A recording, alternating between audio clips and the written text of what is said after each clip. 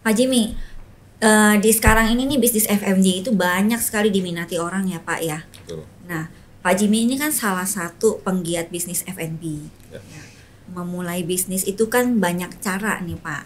Nah tadi kita tuh Bapak memulai bisnis dengan sedikit agak kepepet tuh Pak. Nah bisa sharing nggak Pak ceritanya tuh gimana Pak? Oke. Jadi Telaga Seafood itu kita mulai tahun 87.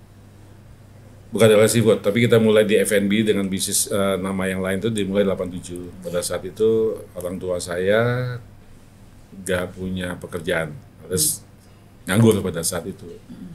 Nah sehingga timbul ide mau ngapain nih kita itu kan. Tahun itu sekitar 85-86 lagi rame orang makan seafood di Dadap, ya kan. Kita coba evaluasi, kan orang ke Dadap kan malam-malam jalan jauh, gelap, ya kan, jalan juga rusak. Nah kita punya ide kenapa kita nggak buka di Tangerang aja, supaya orang lebih gampang untuk makan seafood. Walaupun kita tidak punya background di F&B, tapi karena kepepet, karena nggak punya kerjaan, kita coba deh bisnis F&B gitu loh. Dan ternyata berjalan waktu, dalam waktu singkat ya bahwa restoran yang kita pegang itu berjalan dengan baik. Nah, situlah akhirnya kita, orang tua saya langsung bantu orang tua saya pada saat itu tahun 87, usia saya sekitar 20 tahun. Saya sambil kuliah, sambil bantuin orang tua, sehingga kuliah saya akhirnya berantakan. Background saya teknik sipil, ya, saya dari teknik sipil, tapi karena harus bantu orang tua setiap hari di restoran, akhirnya saya baru lulus kuliah tuh 12 tahun, Bu. Di mana tuh Pak? Nambah 5 tahun ya? Nambah 6 tahun ya? Nambah 6 tahun, Pak. Lagi itu masih boleh 2 kali nirem ya, 2 kali berperpanjangan. Iya, harusnya kan 6 tahun atau 7 tahun selesai. Tapi pada saat itu saya karena harus bantu di bisnis orang tua, bantu dia. Jadi saya sempat 2 kali cuti resmi, 2 tahun. 1 tahun sempat cuti tidak resmi, saya bayar uang kuliah tapi saya nggak kuliah. Nah, terus pada saat mau skripsi saya sempat 3 tahun saya tinggal karena skripsi saya agak cukup terhambat lah karena proses dengan dosennya pada saat itu. Saya harus asistensi ke UI pagi-pagi, saya nggak punya kendaraan, nggak punya motor, harus ngeteng dari Tangerang harus ke Depok setiap pagi. Jadi akhirnya karena proses skripsi cukup lama, cukup terhambat, akhirnya saya bilang sama dosen pembimbing saya stop karena waktu saya harus kerja. Dan hidup saya juga nggak tergantung dengan gelar saya sebenarnya, karena suksesnya orang itu nggak tergantung dengan gelar juga, ya kan. Jadi bagaimana kita coba menganalisa, punya kemampuan analisa yang baik, dan kita bisa lihat peluang dalam bisnis apa aja bisa berhasil kok, saya bilang. Ya, seperti itu.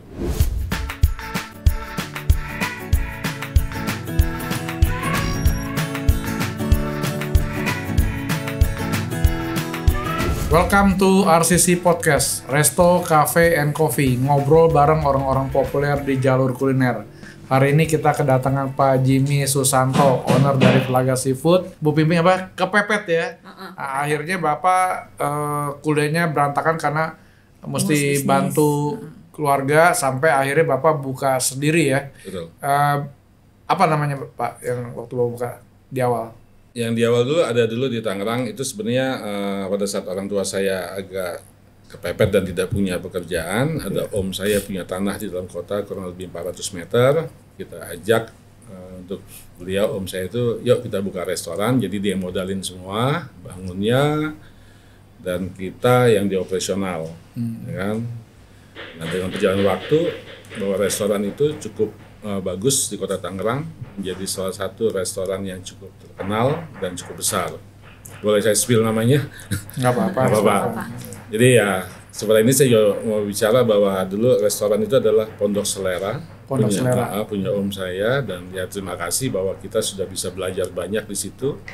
Dari 87 kita buka, dan sampai 2003 akhirnya kita berjalan masing-masing. Karena om saya juga punya anaknya udah dewasa-dewasa, orang tua saya punya anaknya udah dewasa-dewasa, kita coba bikin kapal baru lah, ya kan. Kalau di satu kapal terlalu banyak orang di dalamnya kan nanti nggak maksimal juga kan, akhirnya kita berpisah, baik Pondok Selera tetap jalan, kita set up Telaga Seafood. Di Tangerang juga sama, lokasi yang pertama kita adalah di Modern Land Tangerang. Nah, kita pakai nama Telaga Seafood yang baru ini adalah karena posisi kita persis di pinggir danau. Ya, ada telaga gede kan ya Pak? Besar, ada situ besar namanya Situ Gede, dan kita dikasih tempat di situ oleh Modern Land. Dalam hal ini adalah langsung ownernya Modern dengan Pak Luntungan. Pada saat itu kita dikasih tempat itu, kita dibangunin karena pada saat kita mulai itu kita nggak punya modal. Kan dulu kita orang kerja, kita nggak punya modal. Akhirnya itu bangunan disiapkan semua oleh pihak Modern dan kita tinggal ngisi. Dan kita running, kita dengan konsep adalah revenue sharing dengan Modern Land pada saat itu dan berjalan sampai hari ini, Pak. Ya, Sudah hampir 22 tahun, Pak. 22 November ini tahun. 22 tahun kita kerjasama dengan Modern. Itu yang pertama Itu yang dan pertama. yang bermula dari karena saya yakin ya Pak Luntungan kontak Bapak karena Bapak sukses mengelola yang pertama itu katanya salah satu yang sangat terkenal ya di Tangerang ya. Oh ya, jadi pada saat itu karena beliau juga langganan sering makan di situ, sering makan di sana. situ, jadi dia komunikasi, dia nawarin ke orang tua saya untuk mau buka karena pada saat itu Modern kan masih kawasan Belum rame. elit Belum baru, rame. Oh, elit baru betul. Masih baru sekali kan, masih perusahaan mewah pertama lah di Iya, Kota Tangerang, mewah di Tangerang. Modern itu. Dan dibutuhkan juga sebagai fasilitas, ada restoran yang cukup baik di dalam itu yang kita lah diajak untuk coba operate restoran di daerah Modern Land. 22 tahun ya. Sampai hari ini udah hampir 22 tahun kita kerjasama dengan baik. Sebentar lagi silver ya. Oh ya, 3 tahun lagi Pak. 3 tahun lagi ya. masih berjalan Pak. Ya kan. Jadi Bu Pimpin mau tanya nih, katanya makanannya tuh crispy banget. Apa yang crispy ya? Ya, yang bikin nagih tuh kalau makan di tempat Bapak tuh ya, kalau buat anak-anak ya, Iya. itu tuh gurame goreng terbangnya, Pak. Nah, ya itu Itu populer. Gurame resepnya kipas apa gitu ya. tuh? Iya, jadi apa? Kalau tiap kali pesanan menu itu pasti kayaknya pelanggan manapun nggak pernah ketinggalan kayaknya Ya, Pak ya. gurame salah satu menu yang paling jumlahnya paling tinggi dalam per bulan. Ya kan? Kalau dari sekarang 6 cabang ini gurame itu mungkin sebulan ya 1,5 ton. Berarti punya peternakan sendiri dong? Oh enggak, kita ambil. Ambil. Jadi awal-awal dulu kita gurame itu banyak dari pemain lokal. Tapi Iya. saat ini gurame yang kita pakai itu ada dari Jawa ya. Dari Yang dari Jawa sehingga sudah nggak ada bawah tanah ya. Nah, itu Dan yang gurame penting itu tuh, Pak. problemnya satu suka Iya, bawah bau tanah. tanah. Betul, betul. Ya betul. Jadi kalau dia gurame yang sudah baru dia angkat dari kolam langsung dipakai itu pasti rata-rata bawah tanah. Dan saya sekarang sangat concern dengan kualitas itu. Kalau seandainya makan di telaga ada gurame bawah tanah, komplain aja. Keren. Ya. Diganti Keren yang aja. baru, Pak. Kalau barangnya masih yang itu juga pakai ganti baru tetap akan bawah tanah, tapi biasanya kita akan hilangkan di bon kalau memang itu bawah tanah. Konsepnya seperti itu. Makanya jadi favorit ya. Saya sebenarnya itu yang saya pernah makan itu di awal itu di Cibubur kalau nggak salah. Oke. Itu cabang kedua, Pak.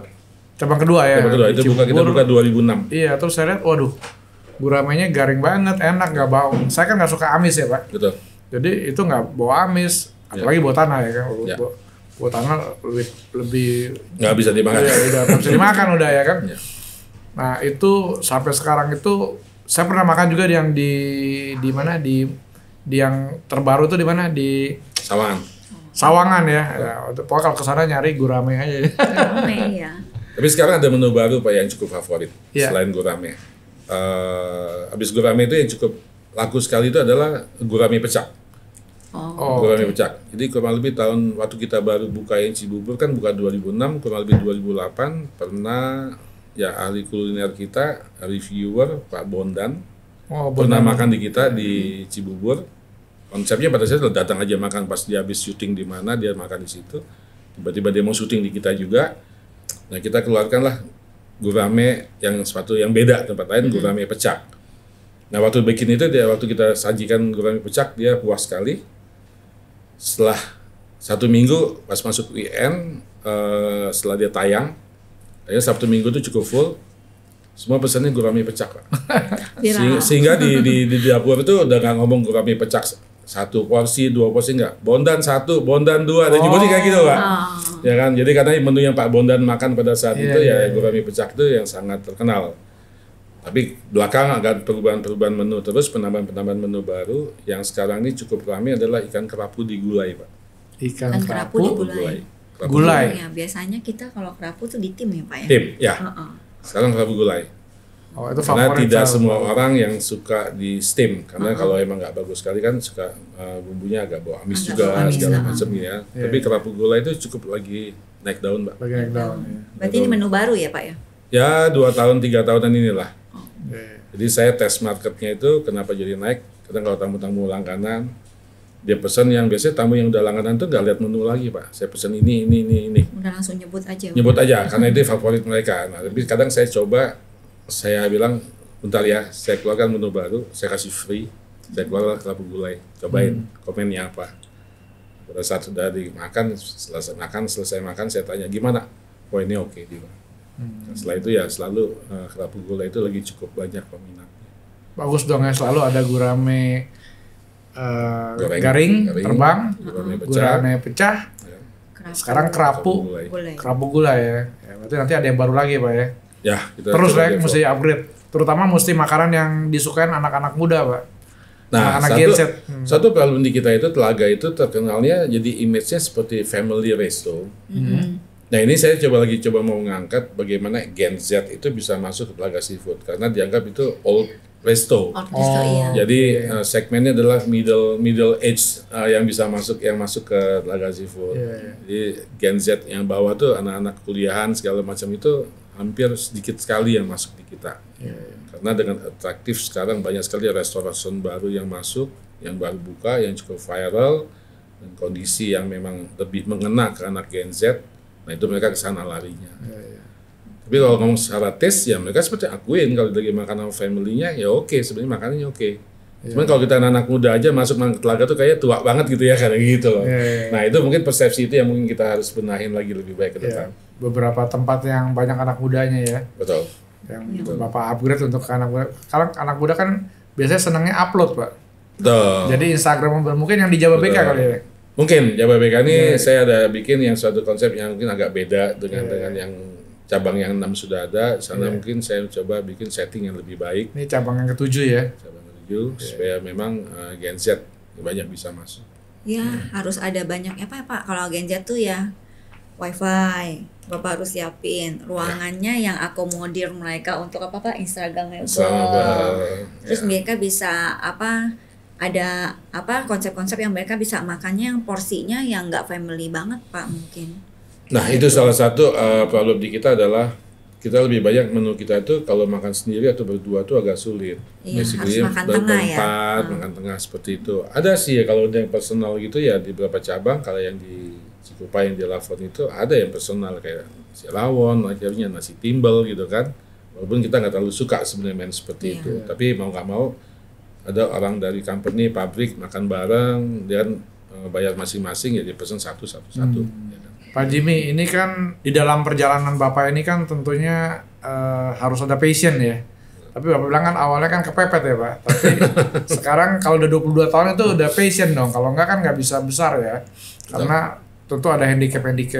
Saya dengar Bapak ini memimpin sendiri, mentraining sendiri atau gimana ya? Saya dengar seperti itu ya. Saya bukan nggak percaya dengan manajer. Karena memang kadang cabang kedua saya Cibubur saya ada pakai manajer. Yang pertama enggak, yang kedua saya pikir cobalah pakai manajer supaya saya nggak terlalu sibuk. Tapi ternyata nggak begitu maksimal. Karena saya pernah bilang tempoh hari bahwa jadi seorang manajer tuh harus pakai 2 sepatu yang berbeda. Kaki kiri pakai sepatunya owner, kaki kanannya dia harus pakai sepatunya Customer. bukan ke Sales. karyawan bawahannya. Bawahannya. ya staff yang lainnya. Jadi seorang manajer tuh harus bisa main atas bawah dengan baik. Tapi baik manajer tuh hanya cari muka ke atas tapi neken ke bawah. Ke bawah. Ya, efektivitasnya saya agak kurang sehingga karena saya punya background seperti di education, saya sempat di leadership company, akhirnya saya coba untuk training karyawan saya sendiri. Dan akhirnya ya kenikmatan itu ada juga Pak. Ya kan saya menerapkan ilmu saya dan saya bisa komunikasi langsung dengan staff. Jadi saya train mereka langsung develop karyawan saya itu. Ya dan saya dengar karyawan itu dari nol ya. Dari nggak bisa apa-apa atau gimana ceritanya tuh. Saya lihat seru banget tuh ceritanya. Biasa kali karyawan kita tuh banyak yang hanya lulusan SMP. Maksimal SMA. Jadi kalau saya rekrut karyawan itu saya nggak lihat ijazah mereka, saya nggak tanya cuma kamu SMP atau SMA dan lain-lain. Saya cuma lihat karakter. Saya nggak lihat ijazah mereka, nilai mereka saya nggak lihat. Tapi Tapi saya kadang performance langsung, saya ajak ngomong langsung gitu, ya oke, kamu cocoknya di dapur nih. Kamu cocoknya di depan nih, di bagian frontliner atau yang di backliner. Jadi saya tentukan itu. Nah, let them try themselves untuk belajar. Buat saya yang penting adalah satu karakter dan dia mau usaha, mau belajar dan mau punya karakter yang bagus, ya kan, rajin, jujur. Kalau hard skillnya itu mereka bisa belajar by proses, Pak.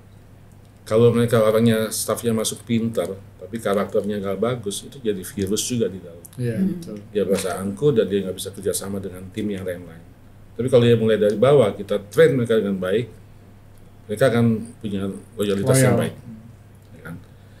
Saya suka bilang ke karyawan saya, ke staff-staff saya gitu, bahwa gaji yang kalian terima itu nggak seberapa dibanding ilmu yang kalian dapat.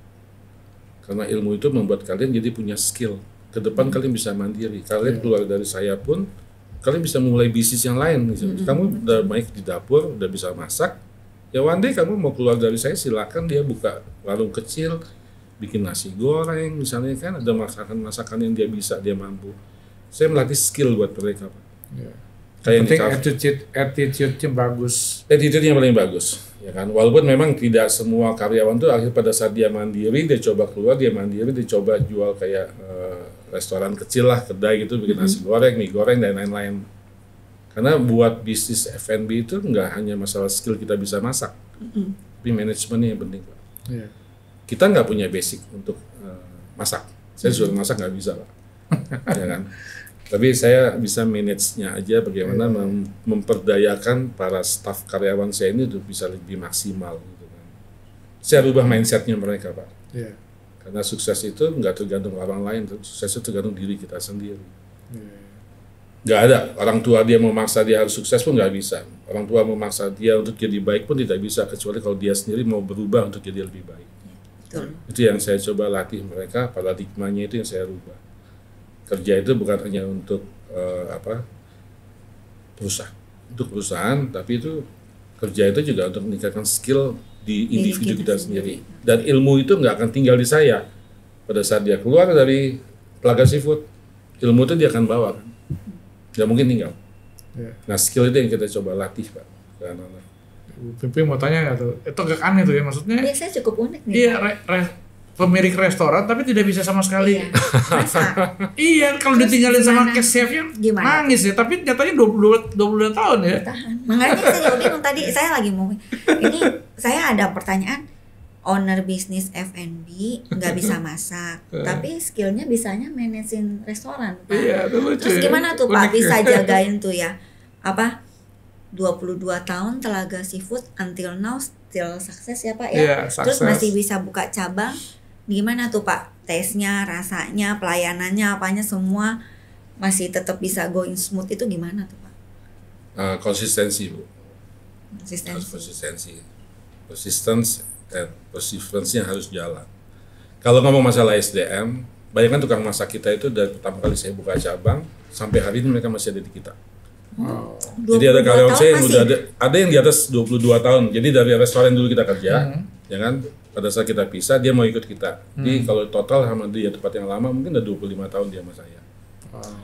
Yang di Cibubur udah mungkin di Cibubur udah 19 tahunan. Jadi banyak tukang masak saya itu akhirnya kita develop.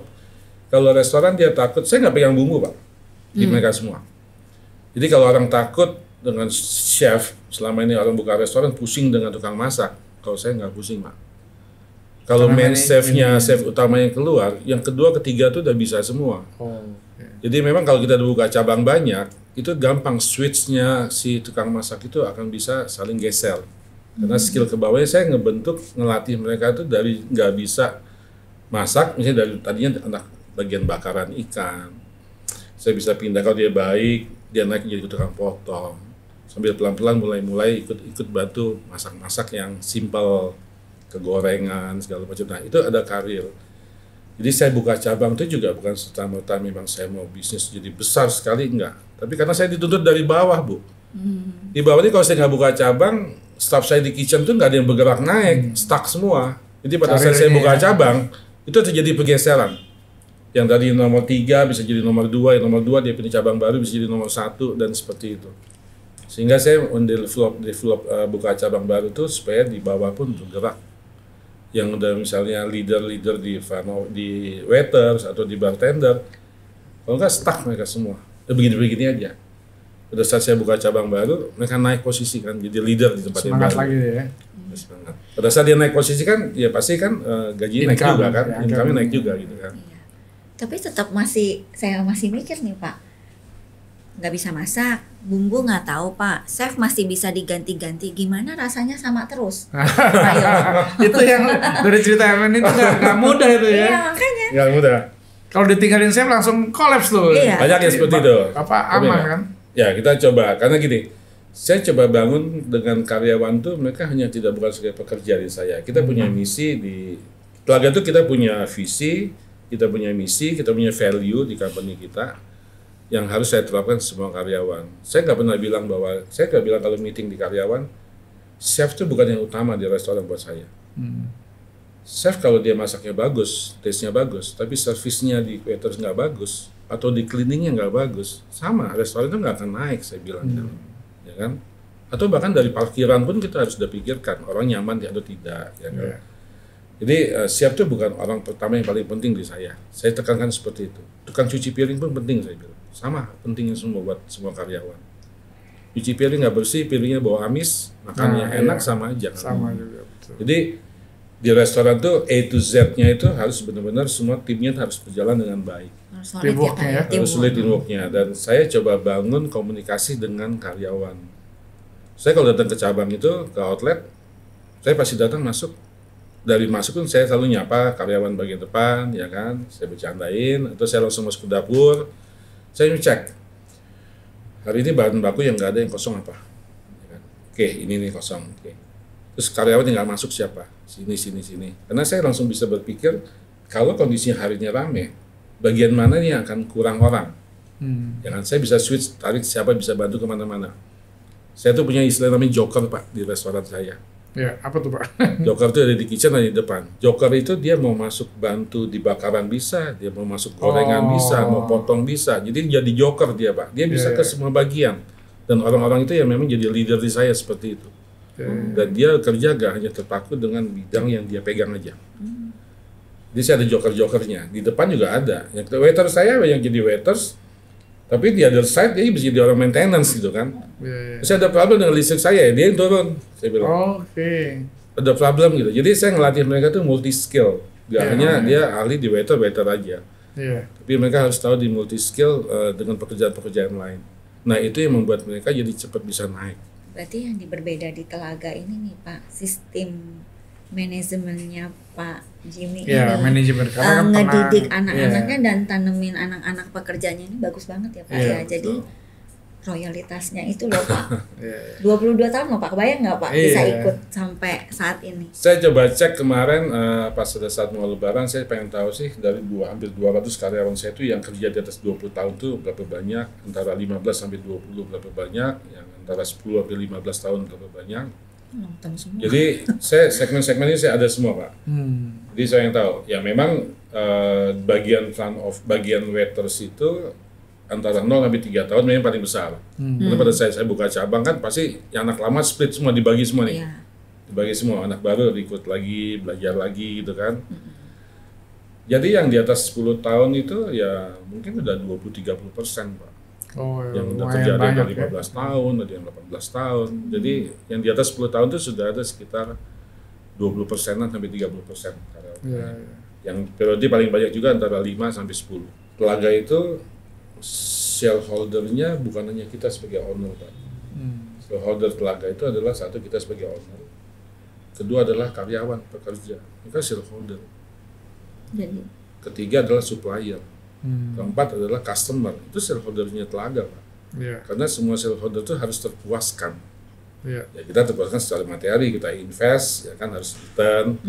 Karyawan pun dia kerja dapat reward yang bagus, kerja yang bagus, ya kan semakin besar kita, mereka pasti akan lebih nyaman dengan sistem bonus yang ada, attention kita terhadap mereka, komunikasi yang baik. Supplier pun harus bisa terpuaskan dengan kita, karena kita selalu pembayaran kita tuh hampir 100% cash Pak. Wow. Ya, ada beberapa supplier yang tidak mau cash malah. Saya sih cenderung bawa semua cash. Jadi barang kalau masuk ikan timbang bayar. Saya cash Pak, bayaran ke semua supplier.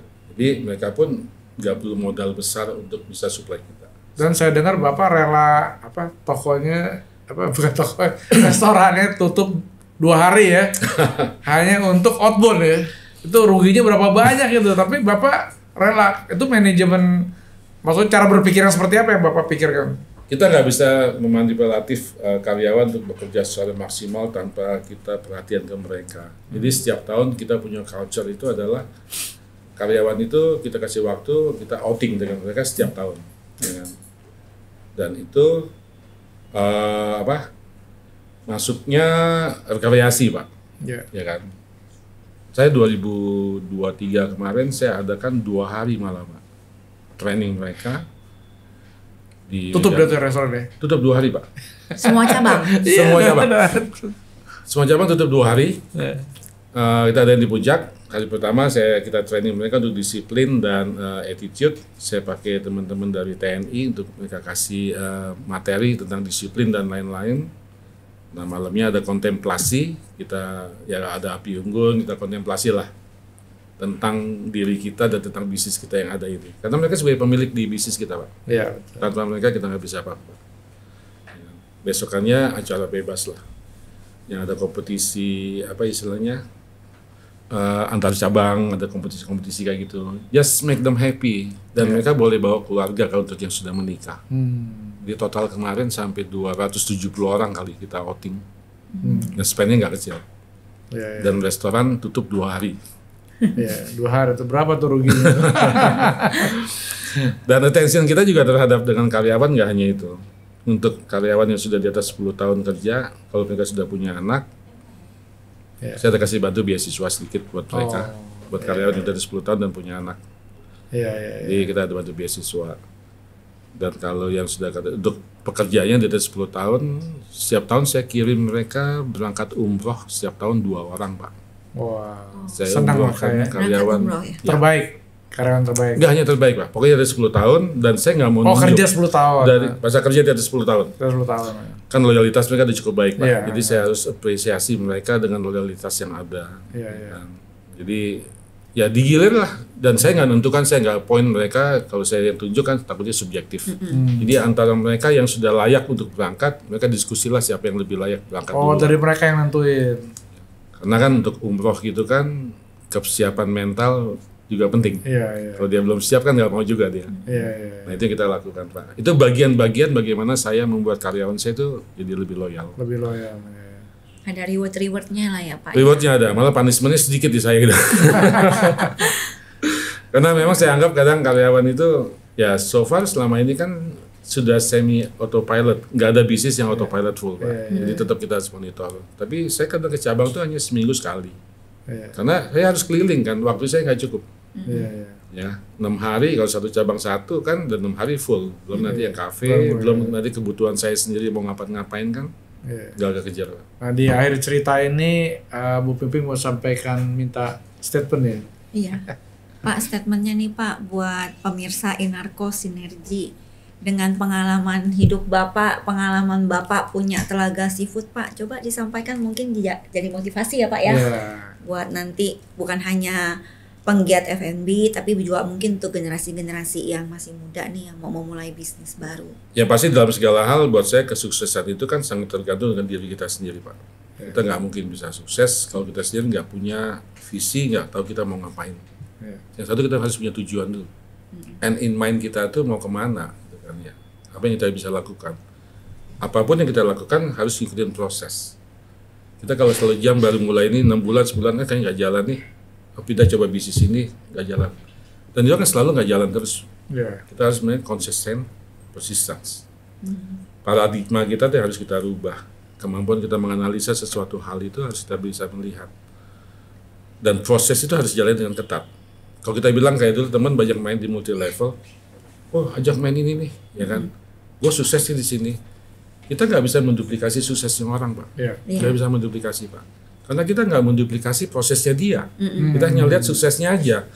Tapi prosesnya itu kan nggak lihat. Kalau tadi saya bilang, Saya bisa tengah malam ada masih di pasar di Muara Angke, Muara Baru, ya kan. Pagi-pagi jam 6 saya bisa ke pasar nyari kepiting, milihin kepiting sendiri gitu kan. Saya tuh kadang habis ngeliat ikan, oh ini kan 6 ons nih, oh ini kan 7 ons nih. Tanpa timbang udah bisa. Udah Ya. bisa hafal. Nah, kerja dengan hati, dengan serius dan fokus. Harus seperti itu. Oke, terima kasih Pak Jimmy sudah hadir di RCC Podcast. Semoga cabang ketujuhnya akan sukses seperti cabang-cabang sebelumnya. Amin. Terima kasih Pak Jimmy. Oke, terima kasih. Yuk, Mas Matt. makasih Pak Jimmy. Makasih. Pak Jimmy, terima kasih udah datang hari ini Pak di RCC Podcast. Ini ada kenang-kenangan dari Potres untuk Pak Jimmy.